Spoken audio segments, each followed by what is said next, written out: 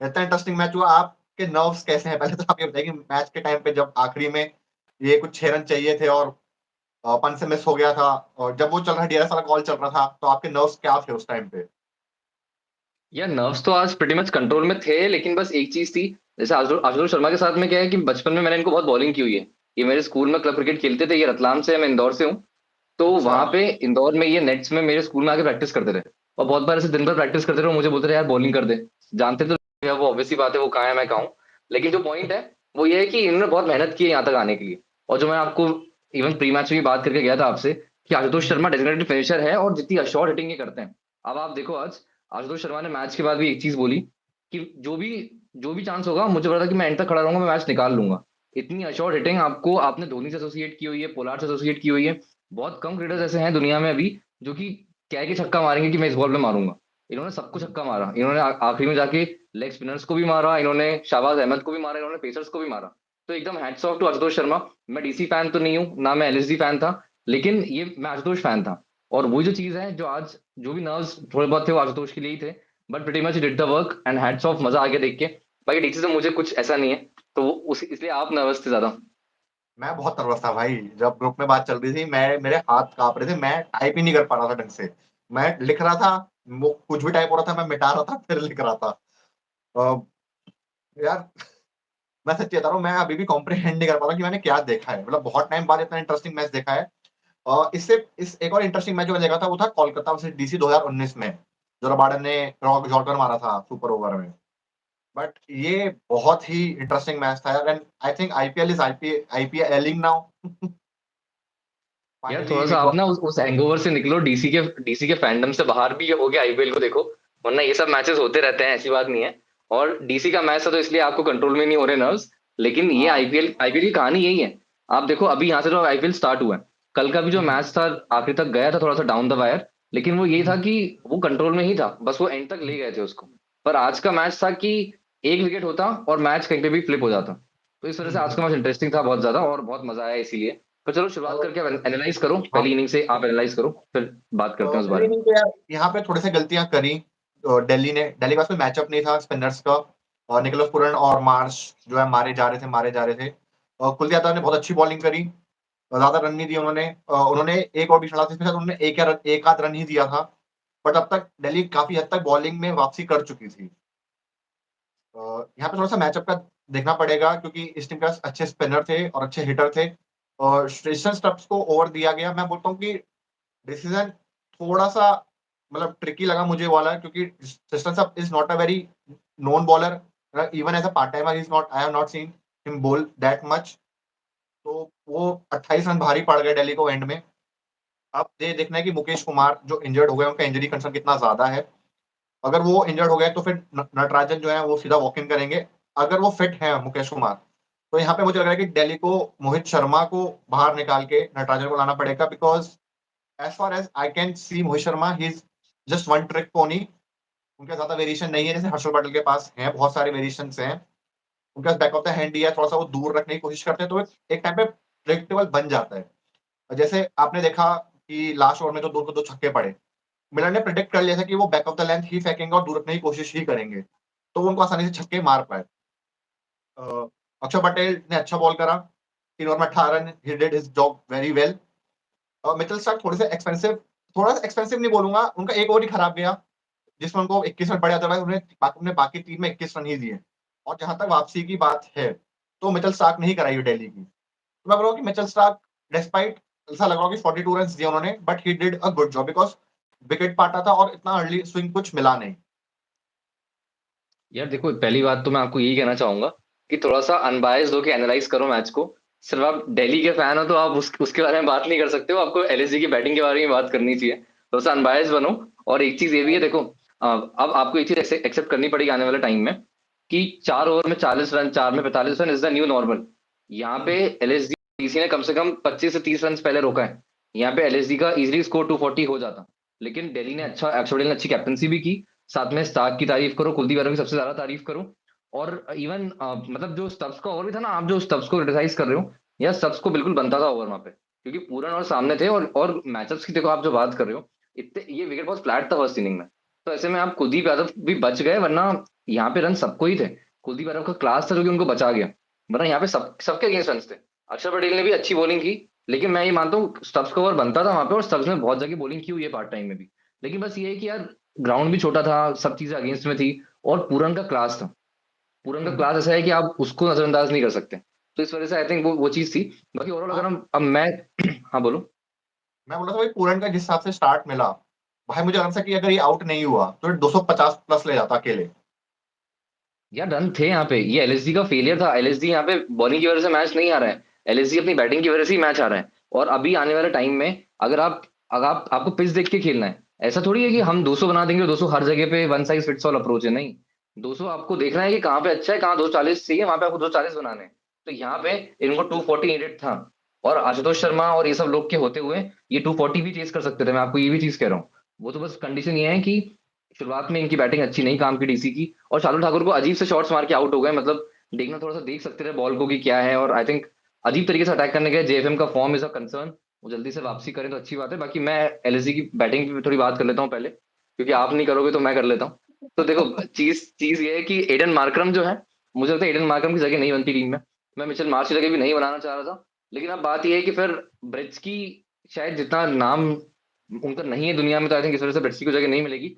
But I don't see Markram playing. मैं चाहता हूँ शमार जोसेफ इसमें ऐड हो सकते हैं in place of may be. जैसे अगर आज प्रिंस यादव भी खेलें, तो प्रिंस यादव क्या है ना, आपको डेथ बॉलिंग देते हैं, पर न्यू बॉल से उनके पास कुछ उतना है नहीं। तो मैं चाहूंगा कि मुझे उनसे दिक्कत नहीं, मुझे अच्छे लगे वो मिडल ओवर डेथ बॉलिंग के हिसाब से, लेकिन शमार जोसेफ उनकी जगह आ सकते हैं टीम में। और मार्करम को आप बाद में युवराज चौधरी को ला सकते हो। एक ये चीज है। उसके बाद मार्करम का रोल जो है, देखो आपको स्लॉग ही करना है, आपको तेजी खेलना है, मार्करम उस चीज को नहीं कर पाएंगे। तो दूसरी बात करें, मिचेल मार्श की बेहतरीन इनिंग्स उनकी आई है, 6 चौके 6 छक्के मारे, 200 का स्ट्राइक रेट एग्जैक्टली उनका बना है। तो जो मार्च ने इनिंग्स खेली है, pretty much उसने सेट की टोन। और दूसरी बात, जितनी फ्लैट कंडीशंस थी, कोई भी होता तो मारता। मैं मार्च को इसलिए बहुत तारीफ करके नहीं कहूंगा उनकी बात, क्योंकि आई थिंक ये यहाँ रन थे। पूरन की तारीफ इसलिए बनती है क्योंकि पावर प्ले के बाद निकल के मारना रन वो इजी नहीं होता, और वो चीज पूरन ने की है। सबको अटैक किया, 30 बॉल पे 75 रन से 250 का स्ट्राइक रेट उनका आया है। तो ऐसे में जो पूरन ने काम किया, आई थिंक वो ज्यादा एकदम सराहनीय काम है। Pant is a big concern. Pant मेरे हिसाब से उनके जो स्टेक्स हैं बहुत नीचे चले गए T20 में, और पंत को यहाँ से स्टेप अप करना पड़ेगा, वरना शायद आपको आने वाले 2-3 साल में पंत का हाल रहेगा कि 4-5 करोड़ में जाने वाले प्लेयर हो गए वो। क्योंकि T20 में उनको प्रूव करना है, ना वो स्क्वाड में है और ना ही वो आईपीएल में अच्छा परफॉर्म कर रहे हैं। लास्ट ईयर भी डीसी के लिए जब वो खेले, उन्होंने बहुत मैच जैसे बॉटल अप किए हैं, और अच्छे स्टार्ट्स को उन्होंने ऐसे खत्म किया है 4 नंबर पे आके। तो बात ये है कि या तो वो अपने नंबर को चेंज करके ओपन आ जाए अगर उनका ऐसी ऐसी मर्जी उनकी है तो, वरना फिर वो कम से कम उस स्टार्ट को अच्छे से एंड तक ले जाना सीखे, क्योंकि वही एक बड़ा प्लेयर करता है, और वही नंबर 4 का काम है कि वो उसको कैरी फॉरवर्ड करना जाने। तो पंत ने वो चीज नहीं की है। डेविड मिलर की बात करते हैं, डेविड मिलर मेरे हिसाब से बहुत स्लो थे, कम से कम 10 रन और होने चाहिए थे इतनी बॉल्स में उनके। इस वजह से एलएसजी को आई थिंक इन सब ने मिलकर डेंट किया है, एक पंत, एक डेविड मिलर, और बदोनी का भी शॉट खराब था। मैं मानता हूँ कि Badoni could have been better, उनको करना पड़ेगा अच्छे से। तो ये 3 लोगों की वजह से आई थिंक इनका जो स्कोर है वो 30 रन कम हो गया, 25-30 रन कम हो गया। वरना लखनऊ 240 करता तो शायद वो मैच बनाता है ऐसे। बाकी फिर अगर मैं बॉलिंग की बात करूं, यार मिचेल स्टार्क वाज ब्रिलियंट, उन्होंने वापसी इस तरीके से की है इस मैच में। तो स्टार्क वाज फिनोमिनल, और जो डीसी को एक कमी थी पिछले कुछ सालों में एक बॉलर की, आई थिंक स्टार्क में वो पूरी होती हुई दिख रही है। अक्षर पटेल, अब उनकी जितनी तारीफ करें हमेशा कम होती है, क्योंकि ये चुपचाप से अपना काम कर जाते हैं, ऑर्गेनाइज नहीं किए जाते। अक्षर पटेल हमेशा ऊपर है। विपराज निगम ने 2 ओवर में 35 रन दिए जरूर, लेकिन मैं विपराज के बारे में एक चीज बोलूंगा आपको, मैंने पहले भी बताया था कि फिनोमिनल लेग स्पिनर, U20 में अच्छा काम करके आए, बैटिंग भी अच्छी करते हैं, उन्होंने आज दिखा दिया क्यों कैसे करते हैं। हम्म। एक चीज क्या है, इनकी बॉलिंग खराब नहीं थी, इन्होंने बस एक शॉर्ट बॉल मिचेल मार्श को फेंक के छक्का खाया है, वरना इनकी जो सारी बॉल्स है वो सारी अच्छी थी। टप्पे पे भी थी, पूरन ने भी इनको शॉर्ट बॉल बना के छक्का मारा है, वो शॉर्ट बॉल नहीं थी, वो थोड़ा सा back of good length ball थी, और वो जस्टिफाइड T20 क्रिकेट में इतना। तो उन्होंने सारी विकेट टेकिंग बॉल्स फेंकने की कोशिश की, और उसमें उनको रन पड़े। तो विपराज निगम मेरे हिसाब से इज अ प्लेयर जो कि बिल्कुल, आई थिंक इंडिया भी देखेगी फ्यूचर में कि क्या आने वाले टाइम में हम इनको कहीं पे यूज कर सकते हैं क्या। बाकी मुकेश कुमार वॉज ओके, ठीक काम किया। Kuldeep Yadav was brilliant, phenomenal, एकदम best spinner in the world है अभी वो, उन्होंने प्रूव किया क्यों है वो। उनका ऐसे फ्लैट विकेट पे भी ऐसा आर्ट आ जाना आई थिंक उनको अलग बनाता है। बाकी मोहित शर्मा भी ठीक है, आज अच्छा काम किया, लेकिन प्रेडिक्टेबल हो जाते हैं डेथ बॉलिंग के टर्म्स में, क्योंकि उनके पास एक ही बॉल है जो ज्यादा वो यूज करते हैं। और मिलर ने जो आखिरी 2 छक्के उनको मारे हैं, वो इसी वजह से मारे क्योंकि उनको पता था कि ये क्या बॉल करने वाले हैं। तो वो चीज हो गई। बाकी स्टब्स ने ठीक ओवर फेंका, बाकी 28 रन उनको पड़े क्योंकि पूरन सामने थे आई थिंक, तो उनको आप पड़ जाते, कोई किसी को भी मार देते पूरन शायद वहां पे। चलो अब जरा बॉलिंग पे आते हैं, एलएसजी की बॉलिंग पे आते हैं। एलएसजी की बॉलिंग पे मेरा मेरा पॉइंट ये था कि ऋषभ पंत की कैप्टनसी को आप कहाँ रेट करते हैं? अगर देखो, अगर 210 रन कोई टीम चेस कर रही है, तो 65 पे 5 का तो वो टीम एक्सपेक्ट करेगी भैया यहाँ से 50-60 रन से मैच जीते। 9 out of 10 केसेस में ये चीज होगी, राइट। ये आज का एक 10वां मैच था जो नहीं हो पाया। तो आपको क्या लगता है कि ऋषभ पंत ने कहाँ पे एज अ कैप्टन लैग करा, कहाँ पे वो कर सकते थे कि मैच जो है, जो को शुरुआत मिल गई थी उसको खत्म करते, 65 में तो मैच खत्म हो जाना चाहिए था दिल्ली के लिए, but still Delhi is on the winning side. So yeah, there has to be some mistake that is made by the captain and management. यार देखो, ओवरऑल अगर हम बात करें ना, तो मैंने बैटिंग का तो आपको कहा ही कि रन शॉर्ट थे यहाँ पे, कम हाँ, से कम 20 रन तो शॉर्ट थे इस पिच के हिसाब से, मैं आपको सही बात बताऊं तो। उसके अलावा हाँ, अगर हम और बात करें तो सेकंड रीजन जो सबसे बड़ा बना है इनकी हार का, वो बना है ऋषभ पंत की कप्तानी ही। क्योंकि अगर आप देख रहे हो, पहली बात तो ये कि शार्दुल ठाकुर ने एक ही ओवर फेंका बस शुरुआत में, उनको 2 विकेट्स मिले, उसके बाद उनको हटा दिया। दूसरी बात ये भी है कि आप वही बात है ना कि आप बाहर से सोच के आ रहे हो कि हमको ऐसे करना है। आपने जब देखा शार्दुल ठाकुर ने 2 विकेट्स ले लिए, आप ये बाहर से प्लान नहीं करके आते कि 2 विकेट शार्दुल ठाकुर लेंगे, ये प्लान नहीं होता। और जब 2 विकेट लिए तो वहां पे थर्ड ओवर शार्दुल ठाकुर का बनता था। तो वही चीज है। बाकी उसके अलावा मेरे हिसाब से कैप्टनसी में ये चीज थी, इन्होंने शाहबाज अहमद को उतना यूज नहीं किया। शाहबाज अहमद यहाँ पे और बॉलिंग करते, क्योंकि उन्होंने अच्छी बॉलिंग की मेरे हिसाब से। यहाँ रन्स थे ही, सबके लिए रन्स थे यहाँ पे। तो वही चीज थी कि आप उनको अच्छे से यूज करते, क्योंकि बॉल ग्रिप हो रही थी सेकंड इनिंग्स में जाके ज्यादा, तो वो हेल्प करता, लेकिन उन्होंने यूज नहीं किया। बाकी पंत का मुझे ओवरऑल जो एटीट्यूड का है उसका इशू लगता है, कि सब पे चिल्लाते रहते हैं। वो देखते हैं कि कोई गलती किसी से होती है तो उस पर चिल्ला रहे हैं, तो अगर चिल्लाने की बात है तो उनको अपनी बैटिंग को एनालाइज करना बहुत जरूरी है। उनकी बैटिंग की वजह से आई थिंक ये मैच ज्यादा कॉस्ट हुआ है, कैप्टनसी तो तब भी रीजन है। बाकी मुझे लगता है आने वाले टाइम में पंत को there are a lot many things to improve Pant के लिए, क्योंकि आई थिंक उनको अगर कुछ अपने स्टेक्स को हाई करना है इंडियन क्रिकेट, तो उनको ये काम करना पड़ेगा, क्योंकि कैप्टनसी के मटेरियल वो बन सकते हैं, पर अभी तो नहीं दिख रहे हैं बिल्कुल। और शाहबाज अहमद का यूज बहुत कम करा और उन्होंने ऑलमोस्ट मैच निकाल लिया था। तो ऋषभ पंत की गलती थी, वो कैप्टन, वो उनसे जो छूटा कीपिंग, तो अगर वो पकड़ ले तो मैच वहीं खत्म था। नहीं नहीं, यार, ऋषभ वो पंत। गलती नहीं थी। नहीं नहीं, वो गलती आपने अगर देखा हो, बॉल देखो तो वो बॉल टर्न हुई और मोहित शर्मा के पैड पे पड़ी। तो पैड पे पड़ के कीपर नहीं पकड़ सकता उसको, अगर वो मैंने भी बाद में चेक किया। लेकिन जब उन्होंने बॉल फेंकी, अगर पैड पे पड़ती बॉल तो सीधा पंत के हाथ में थी, लेकिन वो पैड पे लगी और उसके बाद वो बाहर निकल गई, तो उसके बाद पंत नहीं कर पाते कुछ, क्योंकि कीपिंग में भी यार आपको नहीं हो पाता। हाँ। तो शार्दुल ठाकुर बहुत अंडर यूटिलाइज, मुझे लगता है कि वो उनको एक आध ओवर और मिल सकता था। मतलब ये मुझे लगता है कि उनको एक आध ओवर और दे सकते थे शुरुआत में, मतलब शुरू में 6 में 3 करवा सकते थे, क्या पता आपको वही मैच खत्म करके दे देते। यार नहीं, मतलब शुरुआत में तो नहीं कह सकते, लेकिन मिडिल ओवर्स में करवा सकते थे। सिंपली बात ये कि देखो, इनको मनीवारन सिद्धार्थ को बॉलिंग करवानी थी, और उन्होंने काफी अच्छी बॉलिंग की। मैं आपको मैच से पहले कहा हाँ, था कि सिद्धार्थ इम्पैक्ट सब आएंगे, क्योंकि सिद्धार्थ को पहली बात तो इन्होंने पहले भी यूज किया हुआ है, और दूसरी बात सिद्धार्थ इन पावर प्ले अलग ही अच्छी बॉलिंग करते हैं। तो सिद्धार्थ ने अपना काम भी किया, तो सिद्धार्थ को वहां पे और डलाने बहुत जरूरी थे। उसके बाद में एक और चीज है, दिग्विजय राठी ने भी पावर प्ले में अच्छी बॉलिंग की आके। मुझे उम्मीद नहीं थी हाँ। उनसे कि उन्होंने अच्छी अच्छी बॉलिंग की। बात ये है कि शार्दुल ठाकुर से ओवर करवा सकते थे मिडिल ओवर्स में, और शार्दुल ठाकुर लास्ट के लिए रखे थे शार्दुल ठाकुर इन्होंने, कि आखिरी ओवर शायद शार्दुल ठाकुर फेंकेंगे। लेकिन हुआ ये कि अंत में जाके जब 4-6 रन चाहिए थे इनको लास्ट ओवर में, तो वहां पे इनके पास चांस ही था कि यार शार्दुल ठाकुर अगर आते, तो मैं भी मानता हूँ कि आशुतोष शर्मा उनको पहली ही बॉल पे मार देते। अगर आशुतोष शर्मा को जो बॉल मिलती वो मार देते। वो चीज शाहबाज अहमद के साथ में भी हुई, लेकिन कंडीशंस को देखते हुए आप अपना बेस्ट पॉसिबल चांस लेते हैं। तो शाहबाज अहमद की जो बॉल ग्रिप कर रही थी, उस वजह से पंत उनके पास में गए। तो आई थिंक ऐसे में वो चीज ठीक है, सही है। शार्दुल ठाकुर को एक ओवर और करवाते लास्ट में, बाकी डेथ के लिए आई थिंक 2 ओवर्स रखे हुए थे। पर वो ये कि डेथ पूरा चेंज हो गया, क्योंकि प्रिंस हाँ। यादव को ओवर भी करवाना था, और ऐसे आई थिंक बहुत चीजें अलग हो गई कंडीशंस के हिसाब से। कमिंग फॉरवर्ड दिल्ली का बैटिंग प्लान क्या होना चाहिए? कमिंग फॉरवर्ड, मतलब कमिंग आगे आगे चल के, मतलब कमिंग फ्यूचर, दिल्ली का बैटिंग स्टाइल क्या होना चाहिए? क्या बैटिंग ऑर्डर होना चाहिए? उनको कुछ चेंजेस करने की जरूरत है इस बैटिंग ऑर्डर में? कौन से एरिया पे वो लैग कर रहे हैं? यार प्रॉब्लम है कि केएल राहुल जितना जल्दी आएंगे उतना अच्छा है, क्योंकि केएल राहुल की टीम मिस कर रही है। समीर रिजवी अंडरकुक दिख रहे हैं, समीर रिजवी इधर का मटेरियल दिख ही नहीं रहे हैं बिल्कुल भी। तो समीर रिजवी आई थिंक बिल्कुल बाहर बैठ जाना चाहिए, और अगर उनकी जगह किसी को खिलाना है तो करुण नायर को खिलाएं। मैं रिजवी को ऐसा नहीं कह रहा हूँ कि वो नहीं खेल सकते हैं, लेकिन जो उनके पास ऑलरेडी है ना चीजें, केएल राहुल है, और दूसरी बात समीर रिजवी को चांसेस मिले हैं, चेन्नई में भी चांसेस मिले हैं, और यहाँ भी उन्होंने मैच खेला है, वो नहीं दिखे वो चीज अभी तक। तो करुण नायर आई थिंक उनसे पहले खेलना चाहिए, क्योंकि जगह बनती है उनकी, उन्होंने काफी डोमेस्टिक में काम किया है। और दूसरी बात ये भी फॉर्म, है। और गौड़ा का फॉर्म भी साथ में और एक्सपीरियंस भी है उनको खेलने का, मतलब आईपीएल खेल, मतलब जिस तरह से एक्सपीरियंस प्लेयर है वो, करुणा इंटरनेशनल प्लेयर है। हाँ बिल्कुल, वो चीज तो है। बाकी आप ओवरऑल बैटिंग ऑर्डर की बात कर रहे हो, तो यार डीसी में मुझे नहीं लगता कि उनको कुछ चेंज करने की जरूरत है।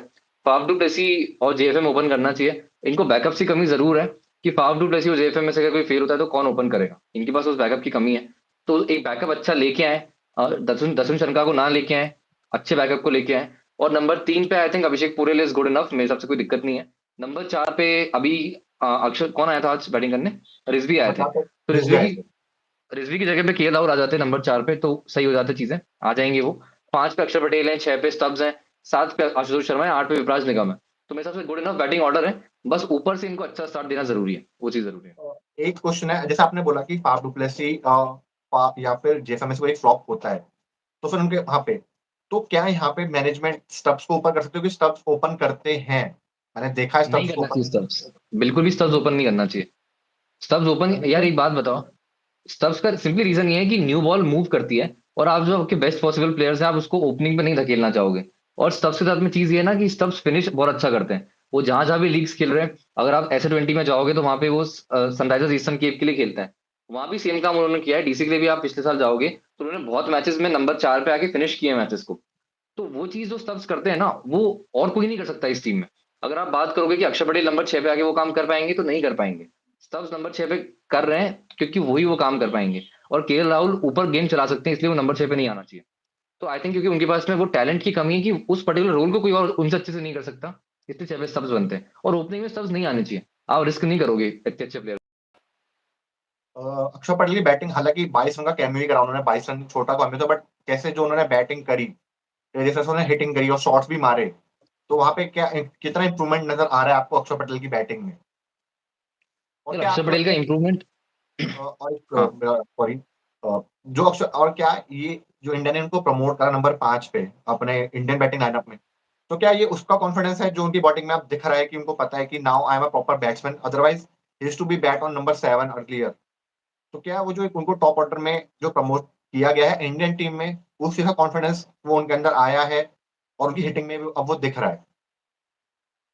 यार अक्षर पटेल पहली बात तो मुझे बहुत पसंद है, तो मैं आपकी बात पे तो मुझे अच्छी नहीं लगी सुन के। यार बात अक्षर पटेल की सिंपली इतनी सी है, अक्षर पटेल कोई आज से परफॉर्म नहीं कर रहे हैं। अगर आप अक्षर पटेल की बैटिंग देख रहे हो 2022-23 में जो ऑस्ट्रेलिया से सीरीज थी, बीजीटी थी इनकी इंडिया में, उसमें पूरी हाँ, सीरीज में अकेले अक्षर पटेल ने बचाया हुआ है। पूरी सीरीज में इन्होंने बचाया हुआ है, ऊपर का नहीं, पूरा टॉप ऑर्डर फेल था। टेस्ट में तो मुझे पता है कि is a good enough batter है, नहीं नहीं, मैं मतलब। बात बात तो एक एक एक बात सुनो आपको। तो इंसान का जो क्लास होता है, ठीक है, जो इंसान की टेक्निक होती है बैटिंग की, वो तो चेंज नहीं होती। आप फॉर्मेट चेंज कर लो, इंसान की टेक्निक तो वही होती है ना। तो जिस तरीके से वो वहां पे बचा रहे थे, वो दिखा रहे थे कि देखो मेरे पास टेक्निक बहुत अच्छी है और इंटेंट मेरे पास में है। और बात यही है कि 2022 में उनको ऊपर क्यों पुश किया था जब पाकिस्तान का मैच था? सिंपली इसलिए पुश किया क्योंकि उन पे टीम को भरोसा था कि ये जाके रन बना सकते हैं। और सेम चीज पटेल ने बहुत बार करके दिखाई है। ओडीआई में भी जब भी बात हुई है थोड़ा बहुत रन बनाने की, अगर आप 2023 में जाओगे, वेस्ट इंडीज से सीरीज थी, ओडीआई में 68 रन बना के मैच जिताया था। वहां पे हाँ, कोई साथ में नहीं खड़ा था इनके। दीपक चाहर थे एक टाइम तक, सॉरी दीपक हुड्डा थे, वो आउट हो गए, उसके बाद सब बॉलर्स थे, और वहां पे उन्होंने मैच बनाया था। तो ये चीज ऐसा नहीं है कि यहाँ का कॉन्फिडेंस है। Akshar Patel is a much more talented player than this. Jadeja से बेटर बैट्समैन भी है, and is the best possible spin bowling all rounder in India currently. तो वो जो चीज वो कर रहे हैं वो आज की नहीं है, वो 2-3 साल पुरानी है। बस ये कि उनको मौका अब मिल रहा है। तो आई थिंक अब कुडोज है टू द टीम मैनेजमेंट कि अब उनको चांस दे रहे हैं, और नंबर 5 यहाँ पे उनका बनता है। नंबर 6-7 पे आप उनको सिर्फ फिनिशर नहीं रखोगे ज्यादा अच्छा है, क्योंकि इज अ फुल बैटर, उनके पास स्ट्रेंथ है सबको खेलने की। Okay, that pretty much clears my doubt में था। बट मुझे लग रहा था कि अक्षर पटेल की बैटिंग में, तो मुझे पता है टेस्ट में तो उनको अंडर यूटिलाइज किया जा रहा है, जैसे उनको 7-8 पे खिला रहे थे। मतलब जडेजा, मतलब he can be promoted because Pant injured थे 2023 में उस सीरीज पे पहले, तो लगा था कि इनको नंबर 5 पे खिला सकते थे टेस्ट सीरीज में। बट ये नहीं पता था कि व्हाइट बॉल में इनको, मतलब व्हाइट बॉल में इतना अच्छा कर जाएंगे, बिकॉज मैं इनको 2014 से देखता आ रहा हूँ, तो मैंने की बैटिंग देखी 2014 में, बहुत उस टाइम पे उतनी अच्छी बैटिंग इनकी नहीं थी। इन्होंने बाद लेटेस्ट स्टेज में बहुत इंप्रूव करा है अपनी बैटिंग को, आई थिंक 18-19 के बाद जब से दिल्ली में आए हैं, तब से इन्होंने बैटिंग पे भी काम करा है। टेक्निक तो चलो अच्छी थी ही उनकी। अब बात करें man the myth the legend of Delhi, Ashutosh Sharma. मतलब एक तो यार जो बिलीफ उनके अंदर है, ठीक है, कि मैं खड़ा रहूंगा, जैसा आपने शुरू में बोला था कि बहुत कम लोगों में होता है, ठीक है, इस बिलीफ का मतलब कहाँ से मिल रहा है उनको? क्योंकि सी, जैसे आपको पता है कि मैं अभी इतना रिकॉग्नाइज बैट्समैन नहीं हूँ, ठीक है, अभी इतना रिकॉग्निशन नहीं मिला है। हालांकि उन्होंने लास्ट ईयर 260 वाला मैच, उन्होंने 260 वाला मैच जिताया था। पर मैं बोलूँगा कि उनकी वाली इनिंग, मतलब ये वाली इनिंग उनकी उस वाली इनिंग ज्यादा बेटर थी, क्योंकि ये थोड़ी टफ कंडीशंस में थी और थोड़े मच मच बेटर बॉलर्स हैं यहाँ पे। मैच बेटर तो नहीं हुआ, बट हाँ, बॉलर थोड़े ठीक ठाक ही थे, और यहाँ पे कंडीशन तो बिल्कुल ही अगेंस्ट थे उनके लिए, सब कुछ ही अगेंस्ट था। 65 पे 5 थे, रन रेट का प्रेशर था, you were running out of partners का प्रेशर था। तो क्या उनको खास बना रहा है उनका भी ये? यार सेल्फ बिलीफ, परसिवरेंस, मैं तो जितनी आशुतोष शर्मा की मैं तारीफ करने बैठूंगा मैं मैनुअल खोल दूंगा। क्योंकि रीजन सिंपली यही है यार कि रिलेंटलेसली काम करते हैं। इनके साथ में बहुत चीजें गलत हुई हैं, अगर आप इनकी हिस्ट्री में जाओगे, अगर आपने सुना हो इनका केस, तो ये हुआ था कि चंद्रकांत पंडित कोच आए थे एमपी में, और हम्म। इनको बाहर कर दिया था कि आप deserve करते हो टीम में जगह, उस क्योंकि हम्म। ये गुड इनफ प्लेयर हमेशा से थे। तो ये एमपी के लिए खेलते थे, और वहां पे चंद्रकांत पंडित ने इनको कहा कि आप डिजर्व नहीं करते हो जगह। उसके बाद में रीजन। ये, अगर, अब वो भी जो भी रीजन रहा हो, मतलब बहुत बातें होती है अच्छा। ना। अब वो तो ओके। कोच डिसाइड कर रहा है कि नहीं होना चाहिए, बाहर कर देगा ना, वो वाली बात है। वो हमको तो नहीं बताएगा, वो वाली चीज है। Of course. तो वो जो चीज आशुतोष शर्मा की है, तो उनको एमपी से बाहर किया, और इसी वजह से वो गए उसके बाद के लिए खेले शायद पहले, और फिर सर्विसेज के लिए खेले, अगर मैं गलत नहीं हूं तो ये दोनों जगह पे गए, और वहां से फिर इनको स्काउट किया गया, और आईपीएल में इनको पंजाब ने जगह दी।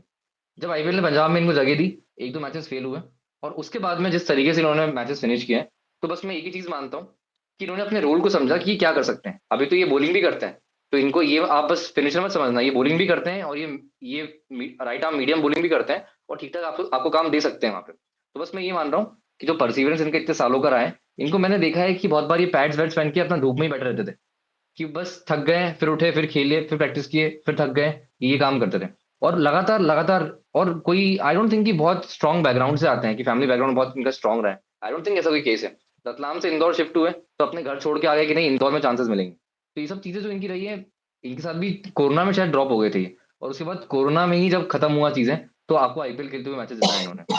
तो एक अपने आप में स्टोरी है, मुझे बहुत पसंद है। और बस ये मैं चाहता हूँ कि ऐसे ही करते रहें, डीसीएन को अच्छी फ्रेंचाइज मिली है, क्योंकि पंजाब में क्या है कि लूजर फ्रेंचाइज थी वो, कि वहाँ पे आप मैचेस ही सारे हारते थे। पर यहाँ पे आपको मैच विनर्स मिले हुए हैं अभी, और ऐसे में इनका नंबर 7 पे खेलना ये रहेगा कि आपको टीम भी सपोर्ट करेगी आपके एफर्ट्स को। तो ये यहाँ पे फायदा है, वो वहाँ पे नहीं था। पंजाब में भी था ना कि वहाँ पे मैनेजमेंट का इन्वॉल्वमेंट भी बहुत ज्यादा था टीम के अंदर। यहाँ पे मैनेजमेंट इतना ज्यादा इन्वॉल्व नहीं होता है डिसीजन मेकिंग में। यहाँ पे उन्होंने मेंटर एंटर रखे हुए हैं। एंड अच्छा, केपी का रोल जो है, केपी को ऐसे मेंटर लेके आए हैं, तो केपी का कितना बड़ा हाथ रहा होगा, मतलब क्योंकि mentorship, because KP is used to be one of the swashbuckling and he is used to be no nonsense player. वो मुझे लगता है कि एक टाइम पे उनका ये था कि मैनेजमेंट कुछ बोल रही है, मेरे पास एक मेरा प्लान खुद का है, मैं I will do it is on on my own. तो क्या तब वो एक ब्लड जो है कि ये वो अपना शिफ्ट करेंगे कि अगर आपको लगता है कि what you think is right, we will back you. For example management ने बताया कि मैनेजमेंट ने एक्सरसाइज उनको कुछ इंस्ट्रक्शंस दी है, बट उस टाइम पे आप एज अ प्लेयर आपको लग रहा है कि यार मेरे इंस्टिंक्ट जो है ये सही बोल रहे हैं। बट कई बार ऐसा होता है कि आपके इंस्टिंक्ट वो सही होते हैं, बट वो चीज एग्जीक्यूट नहीं होती सही। तो क्या मैनेजमेंट उनको इस चीज पे बैक करेगा, या उनको ऐसा लगेगा कि डांटेगा, या कुछ ऐसा सीन बनेगा कभी? मतलब किस पर्टिकुलर चीज पे, मतलब फॉर समझा नहीं मैं। एग्जाम्पल माय क्वेश्चन इज, जैसे मान लीजिए एज अ प्लेयर आपके भी इंस्टिंक्ट होते हैं, ठीक हम्म। है, कि आपको लगता है कि यार मैं जो ये कर रहा हूँ ये सही कर रहा हूँ इस टाइम पे। कभी ऐसा होता है कि आप अंधाधुन हिटिंग कर रहे हो, तो आपको लगता है कि मैं हर बॉल को मार सकता हूँ, ठीक है, वो आप एक बार तो पैन आउट कर जाएगा, बट हर बार वो पैन आउट नहीं कर पाएगा। बट जैसे केपी रहा है, केपी का रहता था कि अपने में जब वो खेलते थे, तो एक तो जो टीम का प्लान रहता था, बट साथ में केपी भी अपना एक प्लान लेके चलते थे। तो वो क्या अपने प्लेयर्स को वो चीज करने में बैक करेंगे, या बोलेंगे कि follow the instruction that are given by the management? यार देखो आजकल ना टीम मैनेजमेंट जो होती है ना, वो उतनी रिजिड नहीं होती। और दूसरी बात ये है कि जितना ज्यादा अब मॉडर्नाइजेशन हर चीज में हो रहा है ना, तो रिसेंट टाइम्स में भी आप एक चीज देखोगे कि टीम में ना अब वो चीज नहीं होती है कि तुमको मानना है तो मानना ही पड़ेगा, वो सब अब रिजिडिटी खत्म हो गई है। अब होता है मेनली काम कि हम एज अ टीम हमको काम करना है, और उसमें बहुत अच्छे से कोऑर्डिनेशन दिखाई देता है, कम्युनिकेशन बहुत क्लियर होता है। अगर किसी प्लेयर को ड्रॉप करते हैं तो उनको बताते हैं कि देखो ये रीजन है, एंड अभी we are looking for this particular role in our team. तो इसी वजह से हम इस मैच में आपको कंडीशंस के हिसाब से, क्योंकि ये कंडीशंस यहाँ पे स्लो है, तो हम इसलिए एक स्पिनर को डालना चाह रहे हैं, हम पेसर को बाहर कर रहे हैं, इसलिए हम आपको बाहर करना चाह रहे हैं। तो इस तरीके से कम्युनिकेशन बहुत क्लियर होता है। और आई थिंक ऐसे में जो आशुतोष शर्मा के सक्सेस का रिजल्ट रहा है, सक्सेस के जो रीजन रहे हैं, तो कोई भी मैनेजमेंट ऐसे चेंज नहीं करना चाहती। आशुतोष शर्मा जो काम करके यहाँ पे आए हैं, कोई भी मैनेजमेंट उनको इसलिए लेके आया क्योंकि जिस तरीके से परफॉर्म कर रहे थे, फिनिशिंग कर रहे थे, उसी वजह से तो उनको यहाँ पे पिक किया ना। तो ऐसे में ऐसे काम नहीं होता। बस चीज ये होती है कि कैसे उनको और निखार लें, ताकि हमारी टीम को भी फायदा हो और इनको भी एज अ प्लेयर डेवलपमेंट मिले। तो Kevin Pietersen as a player जो है, मैं उनको बहुत बैक करता हूँ। मैं उनको बहुत बैक कमेंट आया एक, आप देखो, तो मैं उनको बहुत बैक करता हूँ इस चीज की वजह से। और उनका क्रिकेटिंग ब्रेन बहुत स्ट्रांग है, क्रिकेटिंग जो उनके मैं लॉजिक होते हैं ना वो बहुत अच्छे हैं। तो आई थिंक इस वजह से बहुत अच्छी मैं बात है। पराग भाई। हेलो पराग भाई, क्वेश्चंस पूछ पूछ सकते हो आप, मजा आएगा बात करने में। कुछ बात आपको बोलनी हो तो आप और बोल सकते हो। सही बात है, 1 रुपए की पेप्सी, पुलकित भाई सेक्सी, बिल्कुल सही बात है, सही कमेंट है।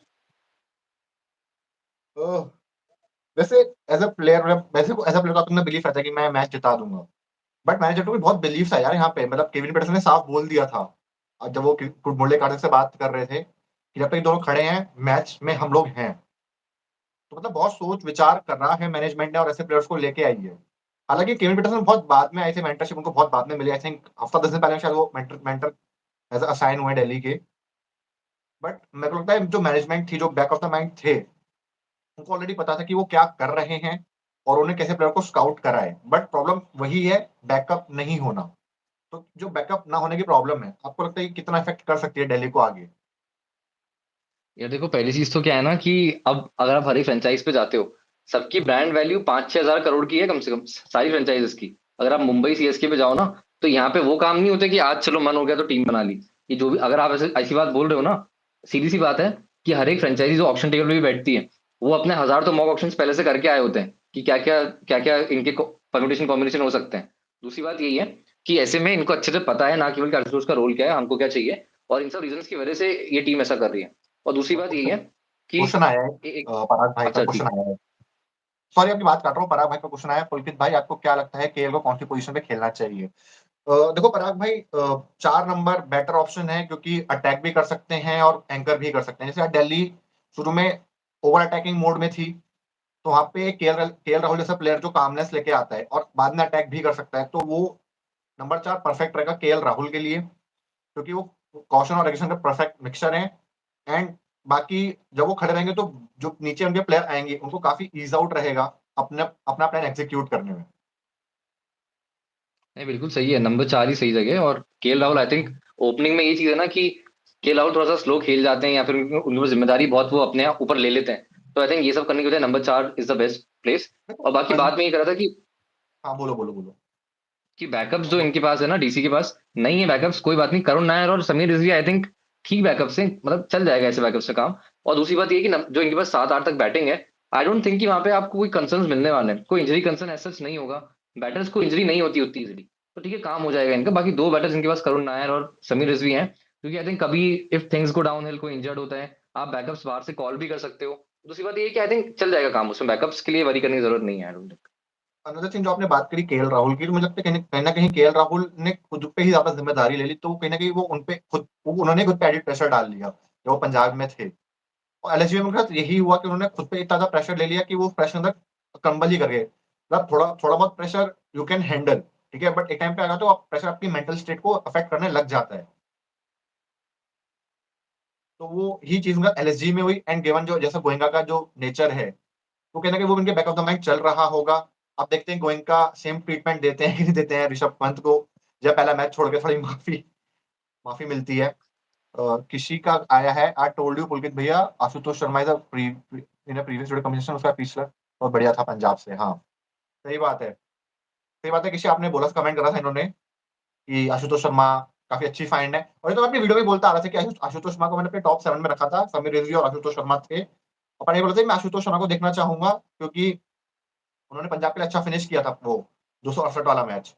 Sameer Rizvi is a good option. हाँ, of course Sameer Rizvi is a good option, but at this moment he looks little undercooked for this kind of situation. तो अब देखना है मैनेजमेंट को, क्योंकि देखो जैसे केएल राहुल आएंगे वहां पे समीर रिजवी को जगह बनानी पड़ेगी। तो he being a good option, he still need to set out in the dugout, क्योंकि आप केएल राहुल जैसे प्लेयर को बाहर नहीं करना चाहोगे अपनी टीम में। एंड आई थिंक दिल्ली का यार कोई भी team KL Sameer, Rahul, sorry, बोलो बोलो। बोला था कि केएल राहुल दिल्ली के कोई भी टीम जिसके पास भी होगा केएल राहुल को खिलाएगी ही खिलाएगी, क्योंकि जिस तरीके से उन्होंने परफॉर्मेंस दिया चैंपियंस ट्रॉफी में, और उन्होंने दिखाया कि उन्होंने अपना जो मेंटल बैरियर तोड़ा तोड़ा है कि वो प्रेशर में आके क्रम्बल नहीं करे। वो ओवर क्या बोलते हैं, प्रोएक्टिव लगे अपनी अप्रोच में, बैटिंग अप्रोच में। तो ये एक बहुत +1 लेके आते हैं दिल्ली की टीम के लिए। किसी को कोई यार और क्वेश्चन है तो आप केएल राहुल ड्रॉप कर सकते हो, हम सुन रहे हैं आपके जवाब, यार सवाल के केएल जवाब राहुल को सुन जो रहे भी, अगर ड्रॉप करने की बात आप ये करो भी मत, केएल राहुल तो बिल्कुल ही नहीं हो सकती वो चीज। और बात बस यही है कि समीर रिजवी जो चीज है ना, देखो यूपी 20 लीग में जब इन्होंने परफॉर्म किया, तो ये टॉप 2-3 बैटर्स में से एक थे। तो उनकी जो परफॉर्मेंस की अगर आप डोमेस्टिक की बात करोगे, यूपी 20 लीग में अच्छा किया है। लेकिन समीर रिजवी के साथ एक सबसे बड़ा रेपुटेशन क्या है ना, कि ये इन्होंने, इनका इतना फर्स्ट क्लास पीछे नहीं है। और कोई भी प्लेयर अगर फर्स्ट क्लास पीछे नहीं है ना उतना, तो वो फिर ये काम नहीं कर सकता जो आशुतोष ने आज किया है। क्योंकि मैं ऐसा मानता हूँ कि लीग्स या T20 क्रिकेट ना एक्सटेंशन होता है ऑफ टेस्ट एंड ओडीआईस। अब मैं एक्सटेंशन क्यों कह रहा हूँ, क्योंकि इंसान जो होता है क्रिकेट खेलना स्टार्ट करता है, क्लब क्रिकेट में जाता है, आपने भी ये चीज देखी होगी बचपन से। आपने जब क्लब क्रिकेट किया तो आपने बहुत लगातार प्रैक्टिस ड्राइव्स की, डिफेंस की, front foot defence, back foot defence, हर एक चीज की आपने अच्छे से प्रैक्टिस की। आपने बॉल भी टांगी होगी क्लब में, उस पर आपने पंचेस भी मारे होंगे, ड्राइव्स भी मारी होगी। तो वो सब चीज जो होती है, उससे क्या होता है ना कि इंसान के जब बेसिक स्ट्रांग होते हैं तो उसको एक्सटेंड करना ईजी हो जाता है। बहुत बार अगर आप विराट कोहली के भी शॉट्स देखोगे तो बहुत बार एक्सटेंशन ऑफ डिफेंस होते हैं शॉट्स, और पता चलता है छक्का हो गया, चौका हो गया। तो ये सब चीज जो कि एक अच्छा बैटर कर पाता है ना, कि फिनिशिंग एट ट्वेल्व या स्ट्राइकिंग एट ट्वेल्व, वो सब काम में मेरे हिसाब से डोमेस्टिक का रोल बहुत ज्यादा होता है। और जो इनका डोमेस्टिक का रोल है वो उतना नहीं है, क्योंकि इनकी डोमेस्टिक नहीं है। तो जब ये वो चीज कर लेंगे थोड़ा और शायद खेल लेंगे मेरे हिसाब से, तब ज्यादा बेटर बैट्समैन हो पाएंगे। अगर आपने आज एक चीज देखी हो तो इनके साइड से मनीमारन सिद्धार्थ बॉलिंग करने आए थे शायद, अगर मैं गलत नहीं कह रहा हूँ तो। और समीर और समीर रिजवी ने उनको बैट चलाया था आते से ही। ना हाँ उनकी हाँ। कोई पोजीशन थी, ना उनके पैर कहीं था, कोई हाथ पैर उनके सब ऐसा बिखरा हुआ था कि बस ना पैर आगे निकला, वो बॉल आगे निकालते पैर और ड्राइव मारते जोर से या पंच मारते उसको, उन्होंने नहीं किया। तो ये आई थिंक कमी दिखाता है। आशुतोष शर्मा बहुत फर्स्ट क्लास खेल के आए, मैं ये नहीं कहूंगा कि उनकी टेक्निक बहुत अच्छी है, लेकिन जब फर्स्ट क्लास खेलते हो आप तो आपको मैनेज करना अपने हिसाब से। Dhoni wasn't the best best player in terms of technique, लेकिन जब वो कंडीशंस को अपने हिसाब से चलाया करते थे, वो था कि उनको अपने गेम की अंडरस्टैंडिंग थी। तो आशुतोष शर्मा को वो चीज है कि उनको अपने गेम की अंडरस्टैंडिंग है और उनको सेल्फ बिलीव था, जो कि उन्होंने आखिरी में बोला भी। धोनी एक ही बात बोलते थे कि I just know my off where is my off stump, where my off stump is, test match में। क्योंकि अगर आप टेक्निक में देखो तो Dhoni was the worst player to play for India with this his kind of technique, but still he kind of excelled. आपको ये नहीं लगता कि क्वेश्चन आया है, आपको ये नहीं लगता पिछले 3 मैचेस में बहुत सारे सरप्राइज ड्रॉप्स देखने को मिले हैं, like Bhuvneshwar Kumar, Mahesh Pathirana and now KL. या केएल राहुल तो अवेलेबल ही नहीं थे, उनके तो बेटे मतलब like he just God bless with the baby girl, तो उनका तो अवेलेबल होना आज ऑप्शन था ही नहीं। Pathirana was Pathirana and Bhuvneshwar Kumar was surprising to me as well. Bhuvneshwar Kumar का तो समझ नहीं आया, हमें भी शायद उनको कोई इंजरी हो, निगल हो, तो एक रीजन हो हाँ, माइनर सकता है। इंजरी थी ना, बाद में माइनर इंजरी निकली थी भुवनेश्वर कुमार की, माइनर इंजरी। हाँ, महीशा पथिराना का ना खेलना I think blessing in disguise साबित हुआ चेन्नई के लिए, बिकॉज वो काफी वन डायमेंशनल बॉलर है। ठीक है, नया बॉल तो आप उनको दे नहीं सकते, बिकॉज वो थोड़ा सा उसमें हे वायर रहते हैं, इधर उधर बॉल जाता है। एंड आप नहीं चाहोगे कि आप एक वन डायमेंशनल प्लेयर को अपनी टीम में लेके चलो, you want someone who can give you two good over in starting and two good over at the end. तो देखा नेथन नेथन एलिस ने बहुत अच्छा करा है चेन्नई के लिए, तो मुझे लग रहा है कि कहीं ना कहीं नेथन एलिस भी गोइंग फॉरवर्ड नेथन एलिस ही रहेंगे प्लान में और चेन्नई के, अनटिल अनलेस कुछ फोर्स चेंज होता है तो। यार देखो, मुझे लगता है कि मनीषा पतिराना जो है वो अ वेरी गुड कॉल, और आने वाले मैचेस में भी वही चीज होनी चाहिए, क्योंकि नेथन एलिस जिस टाइप का टैलेंट लेके आते हैं चेन्नई में, और चेपॉ की कंडीशंस की अगर बात करेंगे तो उनके पास स्लोअर कटर्स बहुत अच्छे हैं जो कि ग्रिप करके बॉल आती है उनको, इवन जब वो फुल पेस बॉल फेंकते हैं वो भी जिप होके आती है। तो पतिराना के पास में वो कुछ टैलेंट नहीं है, उनके पास टैलेंट एक ही है कि स्लिंगी एक्शन से डेथ में बॉलिंग करेंगे। तो सरप्राइजिंग टिशी अगर आपके लिए रहा है तो मनीषा पतिराना का आप सरप्राइज मत लो, क्योंकि उनका फॉर्म बहुत खराब है रिसेंट टाइम्स में। तो बाहर ही होना है। भुवनेश्वर कुमार को माइनर इंजरी हो सकता है, नेक्स्ट मैच उनका सीएसके से है, उसमें आई होप कि वो आपको खेलते हुए दिख जाएंगे। ये मैं आपको कह के जा रहा हूँ, आप मुझे तब बताना आके एक बार लाइव में कि ऐसा हुआ कि नहीं। और केएल राहुल तो अब उनको बेटी हुई है तो फिर ठीक है, आने वाले मैचेस में वो ज्वाइन करेंगी। बड़ा मोमेंट होता है किसी के लिए भी। हाँ, तो रहा था कि केएल राहुल का ड्रॉप नहीं थे, वो तो लाइक ही एंड वो खुद को उन्होंने बाहर बिठाया और इन Rohit Sharma terms.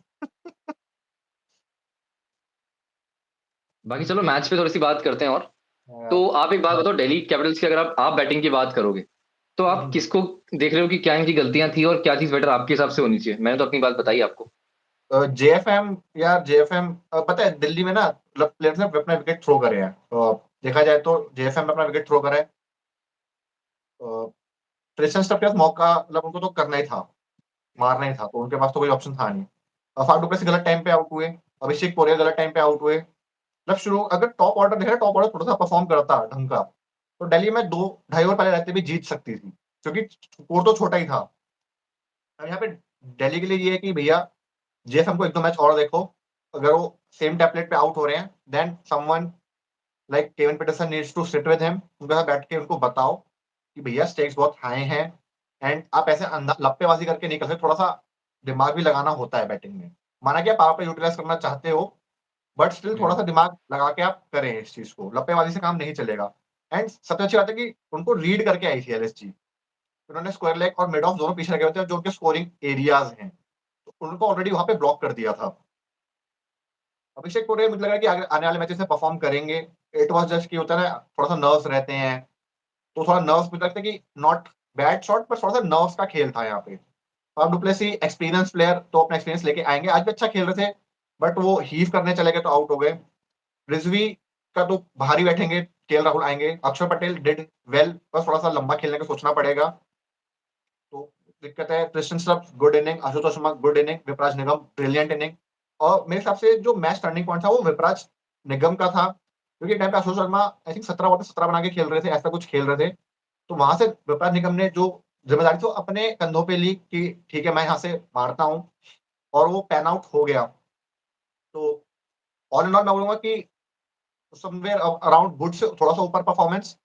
Top order को परफॉर्म करना पड़ेगा, टॉप ऑर्डर को फायर करना पड़ेगा, स्पेशली जेएफएम, क्योंकि फाफ डुप्लेसी को मैं काउंट करूंगा because he got enough experience with him. तो अगर उनको पता लगा कि मैं कहीं किसी एरिया पे लैग कर रहा हूँ, तो वो बहुत जल्दी उसको फिक्स करेंगे। लोग लग रहा है कि मेरी टेक्निक में दिक्कत है, तो उसको फिक्स कर लेंगे। बट जेएफएम, ही इज यंग, ठीक है, थोड़ा सा रश ऑफ ब्लड रहता है, तो उनको थोड़ा काम डाउन करने की जरूरत है। Otherwise on and all somewhere above good performance from my side, like around 7.5, 7.8 around performance.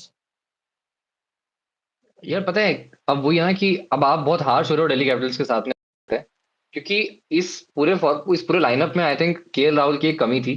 क्योंकि वही है ना कि अगर आपको पता है कि आपके पास समीर रजवी नंबर 4 पे आएंगे, और आपको पता है केएल राहुल आपके नंबर 4 पे आएंगे, तो ना अलग हो जाती है टीम। अगर फाफ डू प्लेसी को ऊपर से पता है, जेक मैगर को ऊपर से पता है कि समीर रिजवी आज नंबर 4 पे है, पोरेल 3 पे है, ये यंगस्टर्स हैं, अक्षर पटेल बट नंबर 5 पे है। और हाफ तो बहुत बाद में आउट हुए ना, तो 65 पे 5 पे आउट हुए ना। तो जो शॉट मार के आउट है ऋषि को, मैं वो रवि बिश्नोई को मैं वो उसकी बात कर रहा हूँ, क्योंकि तब तक तो मैच ऑलमोस्ट खत्म ही था। ये तो ब्रिलियंट इनिंग थी जो मैच बना गई। हाँ, बट ये है कि यार ऐसे ऐसे मैं ये नहीं बोल रहा हूँ, मैं आपको अलग चीज बोल रहा हूँ। देखो अब एक बात बताओ, अगर आप खड़े हुए हो बैटिंग कर रहे हो, आपको पता है आपके साथ में केएल राहुल खड़ा हुआ है, आपको 200 चेज करना है, और आपके साथ में समीर रिजवी खड़ा हुआ है या फिर आउट हो गया है वो, ठीक है। तो चीज ये बनती है ना कि ऊपर की जो भी विकेट जब गिरे हुए हैं, शुरुआत से ही तो बहुत तेज निकले। इन्होंने ये नहीं सोचा कि हम थोड़ा सा देख सकते हैं एक ओवर बॉल क्या कर रही है, 2 बॉल देख सकते हैं हम, इन्होंने ये चीज नहीं समझी। तो बात क्या होती है ना, क्योंकि इनको अंदर से बस ये लगा कि हमारा जो लाइनअप नीचे है, इवन विपराज निगम, आशुतोष शर्मा भी है, वो यंग है बहुत ज्यादा, अभिषेक पुरी यंग है बहुत ज्यादा, समीर रिजवी यंग है, तो 8 में से इनके पास 4 प्लेयर्स ऐसे ही थे। तो इस वजह से आई थिंक वो पहले से ऊपर से ओपनर्स ही सोचते हैं कि हमको शुरुआत से ही मारना पड़ेगा। अगर केएल राहुल आपके पास नंबर 4 पे है, तो ओपनर्स को पता होता है कम से कम कि नहीं यार, हम थोड़ा सा देख सकते हैं, क्योंकि केएल राहुल है और वो चलाना जानते हैं, अगर हम आउट भी हो जाते हैं यहाँ पे इनकेस, तो वो संभाल लेंगे। इनके पास में वो कमी थी। डुप्लेसी को आज वो काम करना पड़ता, लेकिन डुप्लेसी भी इस वजह से आउट हो गए, उनको समझ में आया कि यार अगर मैं अभी नहीं मारूंगा तो मैच चले जाएगा, और फिर वो आउट भी हो गए। तो चलता है, आई थिंक पहले मैच में आपको इतना रूम देना पड़ता है, तो इसलिए आप बहुत हार्श मत हो। 7.5 रेटिंग देखिए, रेटिंग मत दो, आई थिंक सही है, काम करेगी आगे जाके। जेएफ, अच्छा आपने जो शुरू में बात करी थी, मैं थोड़ा सा पीछे जाऊंगा। आपने जो बात करी थी, अगर फ्लॉप होते हैं जेएफएम या फिर फाफ डुप्लेसी, तो करुण नायर ओपन कर सकते हैं, उनको बुलाया जा सकता है ओपन के लिए, कि उसने दिल्ली बोले कि यार ठीक है हम तीन इंटरनेशनल के साथ चले जाएंगे। यार देखो, चांस तो होता ही है ना, चांस तो बिल्कुल हो ही सकता है, लेकिन मैकगर को कम से कम, मैं अगर मैनेजमेंट का पार्ट हूं, तो मैकगर को मैं 5 मैच तक 6 मैच तक कुछ नहीं बोलूंगा। अगर वो ऐसे ही खेलते हैं, मैं 5 मैच तक उनको कुछ नहीं बोलूंगा कि मैकगर आपको ये करना है, नहीं। मैकगर एक ही चीज करने के लिए उनको टीम में रखा है आपने, कि आपको बॉल दिखे मारने की, आपको मारना है। इसमें मैकगर को फुल लाइसेंस है। तो वही चीज है, 5 मैच तक उनको कुछ नहीं करना है। डू प्लेसी सीनियर प्लेयर है, एक्सपीरियंस लेके आते हैं, लेकिन du Plessis on the wrong side of his age है। तो मैं डू प्लेसी को तो मैं 11 में नहीं खिलाता। अगर हैरी ब्रूक मेरे पास अवेलेबल होते, तो मैं फाफ डुप्लेसी को नहीं खिलाता, ये इस 11 में नहीं खिलाता। अब ये चीज आपको गलत लग सकती है, लेकिन बस फाफ डुप्लेसी के साथ में चीज यही है कि ये स्टार्टिंग में टाइम लेना चाहते हैं हमेशा, कि मैं थोड़ा सा टाइम लेके खेलूं। लेकिन उसमें ये होता है कि इनकी आप सारी इनिंग्स जो टॉप स्कोर्स इनके आते हैं आईपीएल में, वो सारे ऐसे हैं कि 55 बॉल पे 90, 55 बॉल पे 80, जो कि आजकल जस्टिफाइड नहीं है। तो ऐसे में आई थिंक शुरुआत से मारने की जो चीज है डुप्लेसी, अगर वो चीज कर पाते हैं तो अच्छी बात है, नहीं कर पाते हैं तो 5-6 मैचेस बाद फिर तो ओपन हो आप कुछ भी करने के लिए ना, क्योंकि चांसेस आपको जीतना है, आप जीतने के लिए कुछ भी करोगे। दिल्ली ने अभी तक कोई अनाउंसमेंट नहीं करा है वैसे तो, हैरी ब्रूक का रिप्लेसमेंट। तो जो आ रहे थे, कौन आ रहे थे, दासुन शानका आ रहे थे आई गेस। वो तो नहीं आने नहीं, चाहिए पक्का नहीं था, चांसेस थे, पक्का कुछ नहीं है अभी तक। और डुप्लेसी 61 के इनिंग से खेले और शुरू में मार ही रहे थे वो लोग, पावर प्ले तो वो भी यूटिलाइज कर ही रहे थे। आप मेरे को समझ नहीं कि आपने बोला कि स्लोअर टाइम लेते हैं, बट डुप्लेसी भी अक्षर वाले को बराबर कॉम्प्लीमेंट दे ही रहे थे। तो मतलब स्लो तो मुझे लगा नहीं कि स्लो पड़े हैं कहीं। अपने इनिंग्स में यार अब आप डुप्लेसिस। एक बात बताओ ना, अब आप, मैं डुप्लेसी की नेचर की बात कर रहा हूँ, आप आज की बात कर रहे हो, ये फर्क है। डुप्लेसी ने आरसीबी से 3 साल क्रिकेट खेला है, और तीन हाँ साल में अगर आप पिछले साल भी जाओगे तो 7 मैचेस डुप्लेसी ने शुरुआत में 20 बॉल पे 20 रन, 30 बॉल पे 29 रन, 30 बॉल पे 32-35 रन, ऐसे उन्होंने 7 मैचेस पिछले साल निकाले हैं। तो जब कोई बैट्समैन ऐसे खेलता है आजकल के टेम्पलेट के हिसाब से, तो जरूरी है। अब वाइजैक में यहाँ 240 रन बनने से टीम के, अब अगर डुप्लेसी यहाँ पे 210 चेस कर रहे हैं तो वो चीज नहीं कर सकते, और जब वो चीज नहीं करते तो वो आउट हो जाते हैं, वो मैच को आगे तक नहीं ले जा सकते। मेरा बस वो पॉइंट है, अगर डुप्लेसी तेज खेलते हैं तो 70 रन बनाते हैं ना यहाँ पे, तेज खेल के ले जाते मैच को, बनाते आखिरी तक, क्यों आउट हुए? तो वो जो प्रॉब्लम है ना वो आती है फिर, कि अगर आप यूज टू नहीं हो वो चीज करने में, तो फिर आप फिर ऐसे बीच में छोड़ के जाओगे। और आई थिंक डुप्लेसी बिश्नोई के अगेंस्ट अपनी स्ट्रेंथ तब पजेस करते जब या तो बिश्नोई बहुत शॉर्ट होते या बहुत फुल होते। वो जो बॉल थी वो थोड़ी सी पीछे थी, तो डुप्लेसी क्योंकि अब उनको पता है कि मुझे मारना है तो उस बॉल में मारने चले गए, वरना वो बॉल शायद मारने वाली मेरे हिसाब से नहीं थी उतनी, डुप्लेसी को देखते हो। मोहित शर्मा क्या लग रहा है कि आपको अभी उनको 2-3 मैच और देंगे, या आप डायरेक्ट बुलाएंगे नट्टू को अगले मैच? मुझे लगता है कि पहला मैच है तो मेरे ख्याल से थोड़ा-सा बेनिफिट ऑफ डाउट देना चाहिए, एंड पहले मैच बेस पे तो शायद टीम नहीं, ये तो बेवकूफाना लगेगा मुझे कि मोहित शर्मा को आप बिठाएँ। आप पूरा 4-5 मैच दें, एटलीस्ट कम से कम 3 से 4 मैच दें एक प्लेयर को अपनी वर्थ प्रूव करने के, एंड देन यू डिसाइड कि उनको आगे मूविंग फॉरवर्ड आपको खिलाना है या नहीं खिलाना है। क्योंकि एक मैच के बेस पे चेंज करना मुझे लगता है कि ये थोड़ा-सा it will be a stupid decision. हो सकता है अगले मैच में फाइफर ले जाएँ या बहुत अच्छी बॉलिंग कर दें। तो पहला मैच है थोड़ा-सा, मुझको लगता है कि जो बोल रहे कॉलर, मैं भी बोल रहा था हालाँकि, बट वो मेरे अंदर के जज़्बात थे, जो मेरा प्यार था। But on a same match मेरा यही कहेगा कि मोहित शर्मा को थोड़ा-सा लंबा मौका दो, 3-4 मैच एटलीस्ट मिले, and then you bring whatever the change you want to bring. यार देखो, मुझे ऐसा लगता है, अगर आप मोहित शर्मा की बात कर रहे हो, देखो मोहित शर्मा ने यार खराब काम नहीं किया। अगर हम बहुत ज्यादा अगर ये सोच रहे हैं कि उन्होंने प्रिडिक्टेबल हो गए, जो भी चीजें हुई, उन्होंने बहुत अच्छी बॉलिंग की, 4 ओवर में 42 रन अगर डेथ बॉलर कर रहा है तो इट इज जस्टिफाइड, कोई दिक्कत नहीं है उस चीज में। क्योंकि आजकल वाइजैक ऐसे कंडीशन में अगर आप बॉलिंग कर रहे हो तो ये चीज होगी, चलेगा। लेकिन प्रॉब्लम बस ये बनती है कि मुकेश कुमार यहाँ से इंजर्ड हो गए, तो मुकेश कुमार की जगह पे I think Natarajan he walk in करेंगे। लेकिन नटराजन का जो मैं सुन रहा हूँ कि उनको भी थोड़ा सा कुछ निकल, माइनर इश्यूज इंजरी के हैं, तो वो एक बार देखना पड़ेगा कि वो क्या चीज है। अगर वो नहीं है तो आई थिंक मुकेश कुमार की जगह वो बनते हैं, क्योंकि सीनियर प्लेयर भी हैं और डेथ बॉलिंग आपकी सॉर्टेड रखते हैं। और उसके अलावा अगर वो नहीं हो पाते हैं तो दर्शन नलकंडे न्यू बॉल से अच्छी बॉलिंग करते हैं, तो मुकेश का रोल वो फिल इन कर सकते हैं। और उसके अलावा इवन अगर हम और बात करें तो इनके पास वो भी है, माधव तिवारी भी है, जो कि काफी अच्छा काम करके यूपी 20 में आए, ऑलराउंडर है, तो वो भी आ सकते हैं उनकी जगह पे। उनका लेकिन बस चमीरा बात भी है। इतनी सी है, समीरा कैसे लाओगे आप, ओवरसीज हो गए ना।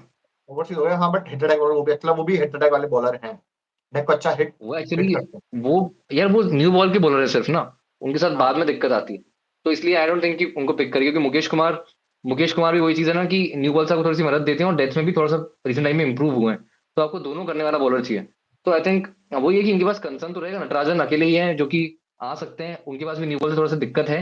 लेकिन आई थिंक वो ये कि इनकी टीम में मुकेश कुमार की इंजरी है, ये सोच के नहीं बैठे हुए थे।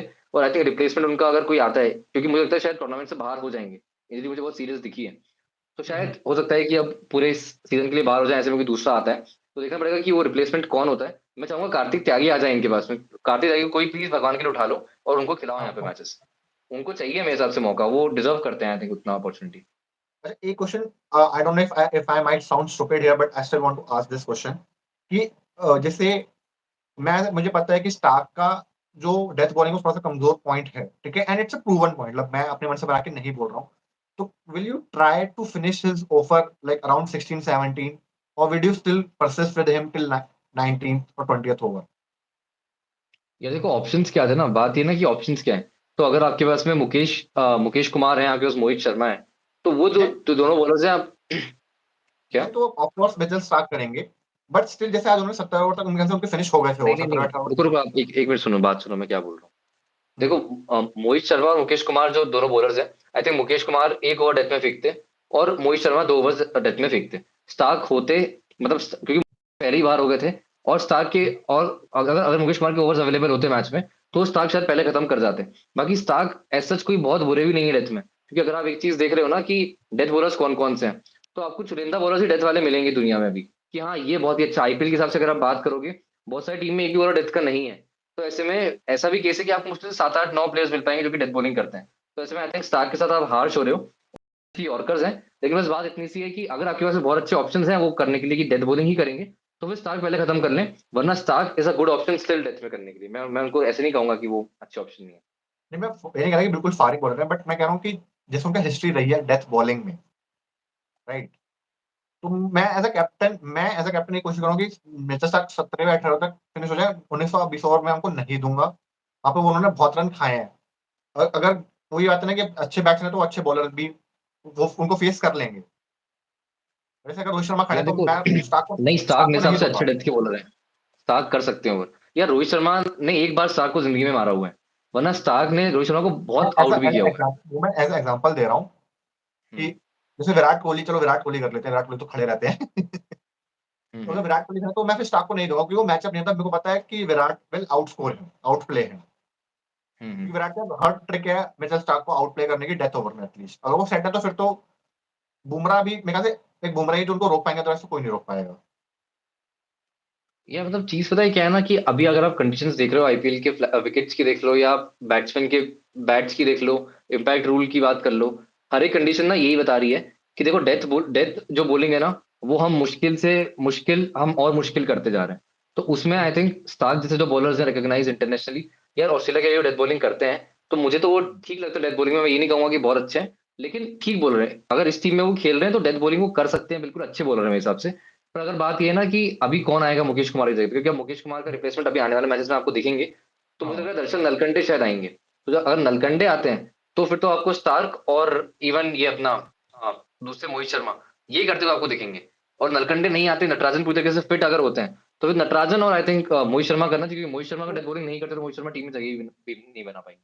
तो फिर नया बॉल नटराजन को नटराजन में इतना नया बॉल डालते, क्योंकि हैदराबाद में जब उसे तो मेरे ख्याल से वो वन चेंज आते थे, correct me if I am wrong. Hmm. But मैंने नटराजन को हम्म। नया बॉल के साथ नहीं देखा है इतना। तो फिर नया बॉल की दिक्कत है कि मिचेल स्टार्क के साथ आप किसको डलवाएंगे? क्योंकि अक्षर पटेल यार एक या वही। दो क्योंकि अक्षर हाँ। पटेल आपको एक या दो ओवर ही देंगे। आपको नया बॉल चाहिए ना साथ में, पावर प्ले में भी तो कोई, तो वो मैनेजमेंट को थोड़ा देखना पड़ेगा कि नया बॉल कौन संभाल सकता है। यार मिचेल देखो, मैं स्टार्क के नलकंडे का नाम बस इसलिए ले रहा हूँ क्योंकि नलकंडे नई बॉल संभाल सकते हैं, और नलकंडे न्यू बॉल बॉलर ही हैं, और डोमेस्टिक में न्यू बॉल से ही बॉलिंग ज्यादा करते हैं, तो इसलिए मैं नलकंडे का नाम लिया। और दूसरी बात ये है ना कि यार इंजरी यही तो करती है ना। अब अभी तक आपने रिटेन किया था मुकेश कुमार को, अब आपने जो रिटेन उनको किया था, आपने सोच के किया था कि वो न्यू बॉल से बॉलिंग करेंगे, वो डेथ में बॉलिंग करेंगे, तो आपने ज्यादा प्राइस भी उनका दिया। तो ऐसे में वो जो एक बना हुआ प्लेयर होता है ना आपका, वो चला गया। जैसे अभी बुमराह चले गए मुंबई से बाहर, तो उनको सत्यनारायण राजू दिख रहे हैं, तो आपको दिख रहा है ना कि बुमराह और सत्यनारायण राजू कहाँ है। वो डिफरेंस आ रहा था फिर, क्योंकि आप इंजरी प्लान नहीं कर सकते, और वो दिक्कत है। क्वेश्चन आया, आप पढ़ लो क्वेश्चन। ई साला cup number what about Shivam Mavi? हाँ, गुड चॉइस है शिवम मावी, बट उनका थोड़ा सा फॉर्म का दिक्कत था, और जैसे उनका हेड गिर रहा था।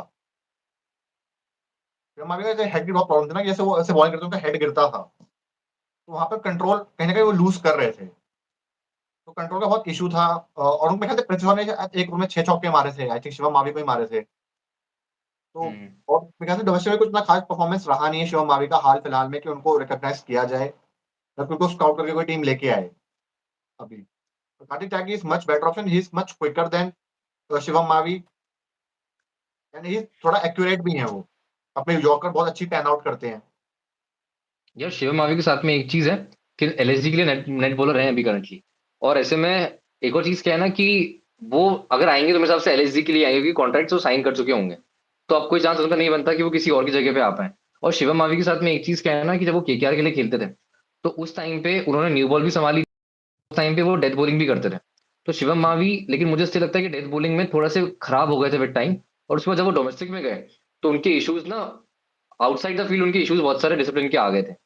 तो वो सब इश्यूज जो कि पृथ्वी शॉ ने भी डील किए थे, वो इनको भी, शिवम मावी को भी थे। तो ऐसे में कितने ही अभी क्रिकेट पे फोकस है और कितना ज्यादा उस काम को कर सकते हैं, तो I have my serious doubt उस चीज पे।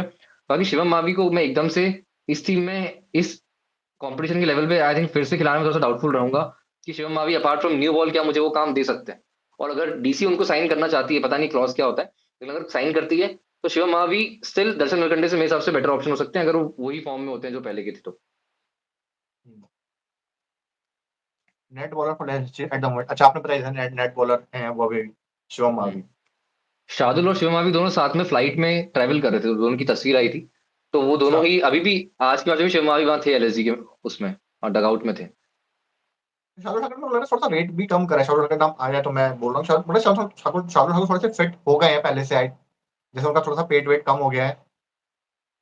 यार वो एक्सट्रीम फिटनेस करके आए हैं, मतलब वो बहुत ज्यादा फिट होके आए हैं। और ये उन्होंने, ये है ना कि अंदर से इंसान को फायर तो आ ही जाती है ना, कि हर तरफ से ड्रॉप कर दिया मुझे। इंडियन टीम के लिए टेस्ट सेटअप का पार्ट थे, वो एकदम से ड्रॉप हो गए। तो आई थिंक ऐसे में वो ये फायर आई और उनके अंदर उन्होंने काम किया, अच्छी बात है। और एलएसजी से मेरे हिसाब से लगातार खेलना चाहिए। और आने वाले सालों में आईपीएल में भी उनको हर बार किसी ना किसी टीम को तो पिक करना ही चाहिए। वो कोई ऐसे बॉलर नहीं है कि आप उनको बाहर बिठा दोगे ऐसे, यार ऐसे प्लेयर नहीं है। मैं भी थोड़ा सा हैरान था जब उनको पिक नहीं किया गया था, कि मैं शार्दुल ठाकुर तो एटलीस्ट आप ले सकते थे, क्योंकि आपको एक हैंडी बॉलिंग ऑप्शन मिल जाता है, और he is decent enough batter to give you, like अगर आपको 20-25 रन चाहिए तो you can count on him कि वो बना देंगे। अभी और 2 साल आज पहले भी तो 50 भी किए थे, 60-70 आरसीबी के अगेंस्ट 60 रन कुछ। हाँ, वो तो सिंगल हैंडली मैच जिता के चले गए थे। हाँ वही काफी तेज रन बना के गए थे 2 साल पहले, तो यार है, कला तो है उनके अंदर। हम्म, क्या कुछ पता नहीं, फिट तो हुए हैं अभी शार्दुल ठाकुर। वो तो बेचारे एसएस जा रहे थे, वो तो क्या बोलते हैं, जो बिल्कुल ही फारिग टीम, बिल्कुल फारिग बॉलिंग ऑप्शन हो गया था एसएसजी के पास। तो अभी कोई है चांस किसी उनके जो पिछले जो भी इंजर्ड हैं उनमें से किसी आने का, कि कोई लेटर स्टेज पे आज दिख जाए हमें? मोहसिन खान, अवेश खान और मयंक यादव में से कोई जुड़ता हुआ दिख रहा है टीम से आपको, कि नहीं दिख रहा है? मतलब क्या देखो रिपोर्ट्स मोहसिन हैं खान उनमें? तो बाहर हो चुके हैं। मोहसिन खान की जगह शार्दुल ठाकुर रिप्लेसमेंट आ गए हैं, तो वो बाहर हैं। अब वो नहीं आ सकते सही पे। अब बात मयंक यादव की है। फिर मयंक यादव की जो इंजरी है ना, वो बहुत टाइम से चल रही है। तो इतनी पुरानी इंजरी से एकदम से आई थिंक 2 मैच में आ जाएंगी, तो मयंक यादव इसलिए मुझे लग रहा है कि इतने टाइम से उनका रिहैब चल ही रहा है। तो आने वाले टाइम में भी शायद आपको मयंक यादव 4-5 मैचेस 6 मैचेस तो कम से कम और ना दिखे, ऐसा मुझे लगता है। तो मयंक यादव भी ऑलमोस्ट बाहर है। अब ऑप्शन बचता है आवेश खान का और आकाशदीप का।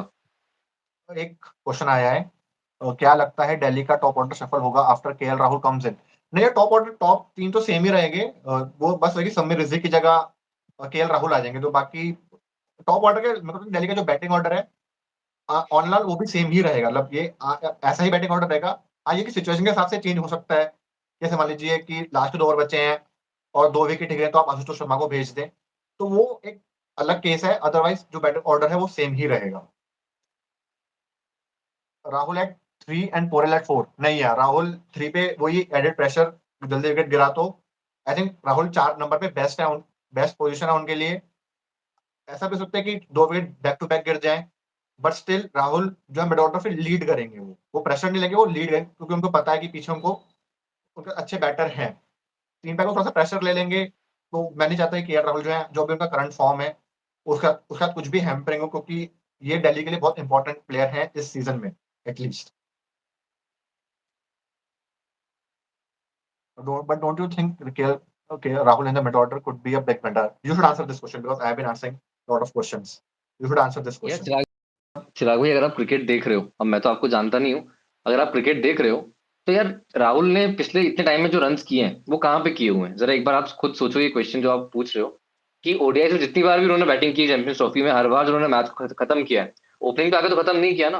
तो केएल राहुल मिडिल ऑर्डर में, सबसे पहली बात तो उनको वो चांस आप दे रहे हो कि देखो सिचुएशन ये आपके पास में है और इतने ओवर्स आपके पास में, आप खेलना है। वहां पे केएल राहुल ने कितना अच्छा परफॉर्म हर बार किया है।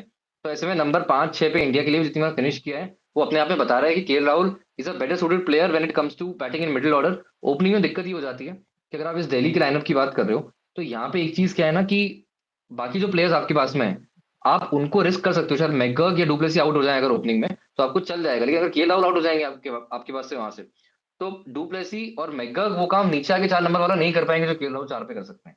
वो सबसे बड़ा कंसर्न होता है। और पोरेल को भी अभी बहुत कुछ प्रूव करना है। पोरेल अभी ऐसा नहीं कि फिनिश मटेरियल है, पोरेल को बहुत हाँ, कुछ प्रूव करना है। इसलिए वो नंबर 3 पे क्या है कि अगर प्रॉब्लम उनकी बैटिंग आती है, वो खुद को एक्सप्रेस कर सकते हैं जाके, जो कि उन्होंने पिछले आईपीएल में करके दिखाया है आपको पूरे ही सीजन। एमआई के अगेंस्ट भी आपको मैच याद होगा, वो और सब खड़े हो गए थे। तो ऐसे में चीज क्या है ना कि इसलिए आप 4 पे रखते हो ऐसे प्लेयर को जो कि थोड़ा सा आपको काम करके दे दे। प्रॉब्लम में उनको दे दो जो कि आउट भी अगर हो जाए मारने में तो चल जाएगा। but ODI is different. You can take time in T20, but you can take time in T20. You don't have much time. We are not, मतलब हम ऐसा नहीं कह रहे कि वो टाइम लेंगे वहां पे किसी अरे बहुत क्वेश्चन आ रहे हैं यार आज तो आंसर आंसर करो, आंसर करो। अरे भाई साहब, मुझे 3 क्वेश्चन एक साथ आ गए। बट इन ओडीआई हम आते हैं, आप लोगों पे आते हैं, पहले बताते हैं। पहला है but ODI is different, you can take time. Ram, अगर आपने देखा हो, जैसे भी चैंपियंस ट्रॉफी गई थी, तो वहां पे केएल राहुल को लगा, जहां पे उनको लगा था कि वो फंस रहे हैं, मेरे ख्याल से ऑस्ट्रेलिया मैच में थोड़ा सा ट्रिकी सिचुएशन था, बट वहां पे भी आके उन्होंने एक प्रोएक्टिवनेस दिखाया और उन्होंने आते ही आई थिंक चौथे या पांचवें पे छक्का मारा था। तो केएल राहुल को समझ आ गया है कि जिस तरीके से जो उनका मेंटल बैरियर था, वो उनको आगे लेके नहीं जाएगा। तो जो उन्होंने मेंटल बैरियर तोड़ा है, तो वही चीज़ वो यहाँ पे भी अप्लाई करेंगे। अगर उनको लग रहा है कि कहीं वो फँस रहे हैं, तो केएल राहुल जो है वो शाय अवे नहीं करेंगे बड़ा शॉट मारने से। अगर वो उसपे आउट हो जाते हैं, तो भी कोई दिक्कत नहीं है और मेरे को लगता है ना होनी चाहिए। Next question is, do you think that the second ball rule in the second inning will really reduce the due factor? That is question which I leave to you. जो किसी ने क्वेश्चन यार पूछा है। देखो, क्वेश्चन ये है कि do you think that the second ball rule in the second inning will really reduce the due factor? देखो यार, आई डोंट थिंक सो, क्योंकि आई थिंक जो ड्यू है ना, it will come back in I think only 2 or 3 balls. Once the ball goes out in the outfield, the ball will again be wet, और उसको एक एक shot, एक चौका चाहिए, वो फिर से गीली हो जाएगी। तो ठीक है, वो चीज इन्होंने की है कुछ टाइम के लिए, शायद 2 ओवर्स के लिए वो चीज हेल्प कर पाए, लेकिन उसके बाद again it will be a soapy ball, और वहां पे उसको ग्रिप करना for a spinner, for a pacer, it will be very difficult. तो यहाँ पे ठीक है, this is a new rule, we should respect that, but we need to see first कि वो क्या इम्पैक्ट आती है। आई डोंट थिंक सो बहुत इम्पैक्ट क्रिएट करेगी वो। पोरेली करेंगे I think. Bro this is T20, just go back and see his record in T20 in the middle order, leave aside 50 over. So this is what I am saying, this is उनका, ये उनका redemption arc है KL Rahul का। Records उनके साथ नहीं है, ये हम भी मानते हैं, बट जिस तरीके से केएल राहुल परफॉर्म करते हुए आ रहे हैं, तो वी आर सेइंग कि ये उनका रिडेम्पशन टाइम है। अगर वो इस समय परफॉर्म नहीं कर पाते हैं, then we will start questioning his abilities and all that stuff. But अभी के लिए यार देखो, हम नहीं नहीं, ये आंसर आंसर ही नहीं है। आंसर सिंपली यही है कि मिडिल ऑर्डर में उन्होंने कितने के लिए यार, अगर आप स्टैट्स को ही कंपेयर कर रहे हो, मिडिल ऑर्डर में आई एम कंप्लीटली श्योर कि उनकी 50% इनिंग्स भी नहीं है जितनी उन्होंने ओपन की है उससे। तो पहली बात तो वो स्टैट्स का जो पूरा स्कोप है वही बहुत छोटा हो जाता है, वहां पे सैंपल ही बहुत छोटा है। दूसरी बात ये है कि केएल राहुल रिक्वायर्स टाइम। अगर वो ओपन कर रहे हैं तो वो बहुत टाइम ले लेते हैं, मुकाबले में आप टाइम ही नहीं दे सकते। आप हर एक टीम को देख लो, सभी लोग यही कर रहे हैं कि वो पहली बॉल से आगे मारना चाह रहे हैं। आपने आरसीबी का मैच देखा, आप देखो, हर एक जगह पे वो हिटर्स को खिला रही है हर एक टीम। और हैदराबाद को देखो, अब सबको देख लो, राजस्थान को देख लो, हर हर टीम पहले ही करना चाह रही है कि हम आके मारेंगे रन। तो ऐसे में केएल राहुल को थोड़ा सा टाइम लगता है, और केएल राहुल वो टुल्ले नहीं है कि आप उनको ऊपर सेक्रीफाइस करोगे कि अगर केएल राहुल आउट हो जाए तो आपको फर्क ना पड़े। ये वो टीम नहीं है, इनको केएल राहुल पे बहुत जिम्मेदारी देनी है, क्योंकि KL Rahul is the player जिसको उन्होंने खरीदा है, और वो चाहते हैं कि आप इनिंग संभालो पूरी। तो ऐसे में आखिर तक उनको तेज खेल के जाना है, और पावर प्ले में अगर वो आउट हो जाएंगे ये करते हुए, तो टीम के लिए बैकफायर कर जाएगा वहां पे। और ये बस इतना सा पॉइंट है। और जो सैंपल मिडिल ऑर्डर का उनका है, आई डोंट थिंक कि 50% भी सैंपल है उनका, जितनी इनिंग्स उन्होंने ओपनिंग में खेली हुई है आईपीएल में। who would you keep wickets once Rahul comes in? I think कि पोरेल ने सही काम करा है, तो आई डोंट थिंक कि पोरेल से वो कराएंगे ये लोग। आई थिंक यार केएल पोरेल तो प्रॉपर विकेट कीपर है यार, बंगाल के लिए हाँ विकेट कीपिंग करते आए हैं। केएल राहुल तो हाँ मेकश्योर विकेट कीपर बने हैं। तो पोरेल करना चाहिए। अब केएल राहुल वो भी अपने बहुत इस वजह से करने लग जाए कि नहीं मुझे इंडियन टीम के लिए भी करना है, तो अलग केस हाँ है। इस वजह से करना हाँ गलत भी नहीं होगा, लेकिन पोरेल हाँ क्योंकि करते आए हैं तो आई थिंक ठीक है। हाँ। तो बाकी और कोई क्वेश्चन है तो आप वो भी अपना ड्रॉप करिए, हम आंसर करेंगे। आज बहुत क्वेश्चन है यार हमारे पास। आपने लोगों को बुलाया है कि लोग अपने आप ज्वाइन किए बुलाए थोड़े से बुलाए। हैं? चलो वो चीज, मतलब ये आपकी सब पहचान के लोग हैं क्या? हाँ यार। अच्छा अच्छा, चलो सही है यार। मैंने हेलो बुलाया हेलो एवरीवन। मैंने बुलाया किसी को नहीं, मतलब मैं लाइव था तो ये शायद उन्होंने देख लिया होगा।